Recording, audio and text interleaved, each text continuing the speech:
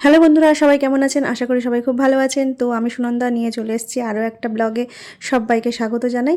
তো আমার এক দিদিভাই প্রশ্ন করেছেন যে আমি ভিডিও দিচ্ছি না কেন, কি হয়েছে না হয়েছে। কদিন ধরে আসলে আমার শরীরটা একটু খারাপ ছিল, তাই জন্য ভিডিও দিতে পারিনি। তো আজকে একটা রেসিপি নিয়ে চলে এসেছি।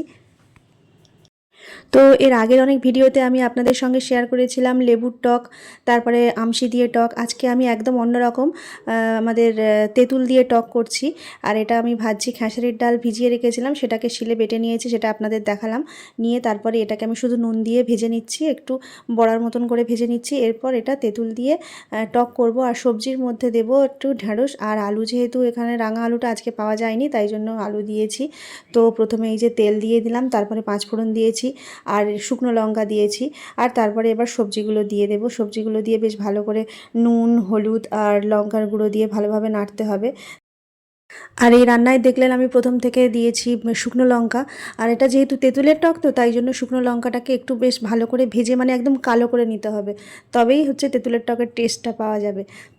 তারপরে এই যে তেঁতুলটা আমি গুলে রেখে দিয়েছিলাম, সেটাকে একটু ছাঁকনিতে ছেঁকে নিয়ে ওতে দিয়ে দেবো। কারণ অনেক পুরানো তেঁতুল, তো প্রায় 2-3 বছর আগেকার তেঁতুল, তাই ওর মধ্যে যে ছিবড়ে ভাবটা, সেই ভাবটা যে থাকবে না ছাঁকনিতে ছেঁকে দিলে।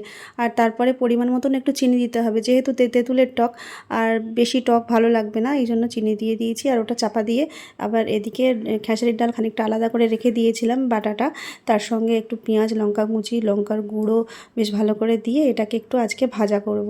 তো এর বড়াটাও খেতে দারুণ লাগে, বিশেষ করে আমাদের কর্তামশাইয়ের তো খুবই ভালো লাগে। তো এইগুলোকে আলাদা তাওয়াইতে ভেজে নিচ্ছি, কারণ কড়াইতে এটা ঠিক ভাজা যাবে না। আর এই খেসারির ডালের এতটা টেস্ট কি বলবো বন্ধুরা, দারুণ লাগে খেতে। আর এটা তো আমাদের দেশের বাড়িতে ঘরেতে চাষ করা হয়, তাই জন্য এত ভালো লাগে এই ডালটা খেতে। আর শুধু এই খেসারির ডাল কেন, এর সঙ্গে মুগের ডালও চাষ করা হয়, সেই মুগের ডালের টেস্টও আবার কি বলবো, খুব সুন্দর লাগে। তো ওদিকে আমি ভাজাটা ততক্ষণ বসিয়ে দিয়েছি। তারপরে এই ঝোলটা আমার অনেকটা হয়ে এসছে, তাই এবার বড়াগুলো দিয়ে দিলাম। আর আমি এটা বেশিক্ষণ আর ফোটাবো না, কারণ এই বড়া তো যেহেতু ঝোলটা অনেকটা টেনে নেবে, তাই জন্য একটু ঝোলঝোলি রেখে দিলাম। তারপরে এটাকে আমি একটা পাত্রের মধ্যে ঢেলে নিলাম। তো দেখলেন আমার এখানে তেঁতুলের টকটা হয়ে গেল, আর এদিকে খাওয়ার জায়গায় চলে এসেছি। তো সবার খাওয়া হয়ে গেছে, এবার আমি খেতে বসবো। আর এই টকের সঙ্গে না আমার সবসময় একটু আলু সিদ্ধ দরকার হয়, তাই জন্য বেশ ভালো করে শুকনো লঙ্কা দিয়ে আলু সিদ্ধটা মাখিয়ে নিয়েছি। আর আমার ভাতটা ওদিকে বেড়ে নিচ্ছি, তারপরে বড়া নিয়ে নিলাম, আর তারপর বাটিতে দেখুন একটু টক নিয়ে নিলাম। তো বন্ধুরা, ভিডিওটা আমার এই পর্যন্ত। আজকের মতন আসি, টাটা।